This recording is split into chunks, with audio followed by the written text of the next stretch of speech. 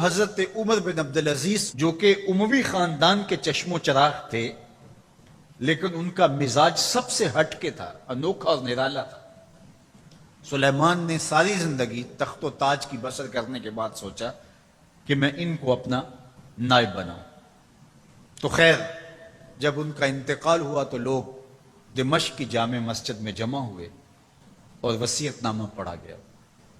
تو حضرت عمر بن عبدالعزیز کھڑے ہوئے، فرمایا لوگوں، نہ تو میری منشا تھی کہ مجھے خلیفہ بنایا جائے اور نہ مجھے اس بات کا علم تھا، یہ میری منشا اور آپ لوگوں کی مشاورت کے بغیر کیا گیا ہے، میں اس سے دستبردار ہوتا ہوں، آپ جس کو چاہیں اپنا خلیفہ مقرر کر لیں۔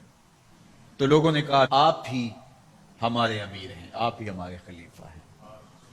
تو آپ نے فرمایا کہ جب تک اللہ کی اطاعت کرتا رہوں تب تک تمہارا خلیفہ رہوں گا۔ اور پھر آپ نے حکم نامہ جاری کیا کہ میری جتنی جائیداد ہے ساری بیت المال میں جمع کروائی جائے گی، اور جتنے بھی اموی شہزادے تھے ان کی جائیدادیں جو انہوں نے لوگوں کے ضبط کی ہوئی تھی سب کو بحق صدقات ضبط کرنے کا حکم نامہ جاری کیا۔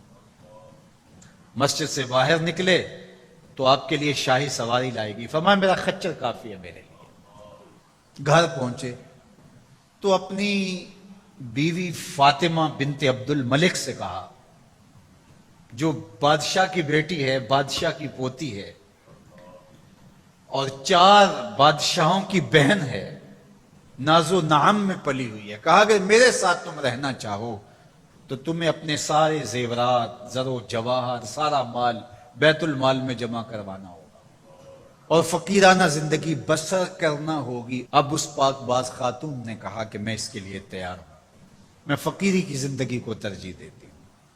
اب حضرت عمر رضی اللہ تعالیٰ عنہ نے صرف 2 سال 5 ماہ اور کچھ دن حکومت کی اور 3 بر اعظموں پر سلطنت اسلامیہ پھیلی ہوئی تھی، اور آپ روتے تھے کہ ان لوگوں کا حق بھی میرے اوپر بلا مطالبہ ہے جو دنیا کے کسی بھی خطے کے اوپر اس سلطنت کی حدود میں بستے ہیں۔ عید کا موقع آیا، عیدگاہ میں جب لوگ ایک دوسرے کو مل رہے تھے تو امیر المومنین کے بیٹوں کے کپڑے خستہ تھے، پرانے تھے، پیوند لگے ہوئے تھے۔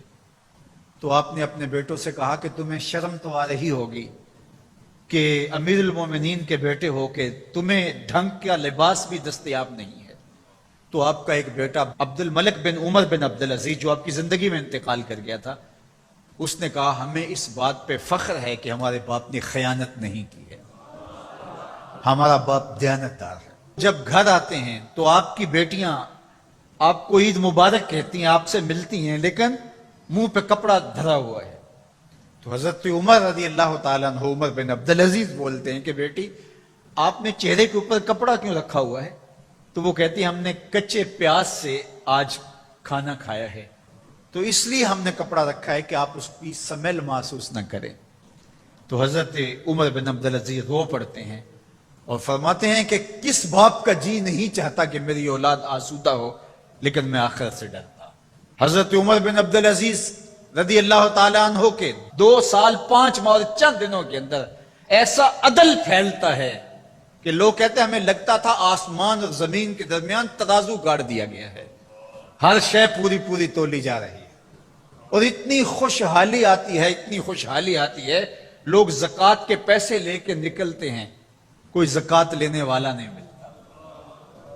ایک علاقے کے لوگ حضرت عمر بن عبدالعزیز کو خط لکھتے ہیں کہ حضرت زکوٰۃ کا کیا کریں؟ فرمایا غریبوں کو دے۔ کہا کوئی غریب رہا ہی نہیں؟ تو کہا کہ اچھا آپ اس طرح کریں کہ جن کی شادیاں نہیں ہوئی ان کا مہر ادا کر کے شادیاں کروا دیں۔ تو وہ جواب میں لکھتا ہے یہ بھی ہو چکا۔ تو کہا لوگوں کو قرضہ دے دیں۔ کہا کسی کو قرضے کی ضرورت ہی نہیں ہے۔ تو پھر فرماتے ہیں اچھا غیر مسلموں کو قرضہ دیں تاکہ وہ کھیتی باڑی کر کے زراعت کے کام کو بڑھائیں۔ یہ عمر بن عبدالعزیز کا دور ہے۔ عدل پھیلا، نور پھیلا، روشنی پھیلی۔ شہزادگی کی زندگی سے ایک دم اپنے آپ کو ایک چھوٹے سے کٹیا کے اندر محدود کر دیا۔ اللہ اکبر۔ حضرت عمر بن عبدالعزیز رضی اللہ تعالی عنہ مسلمانوں کے نامور خلیفہ ہے۔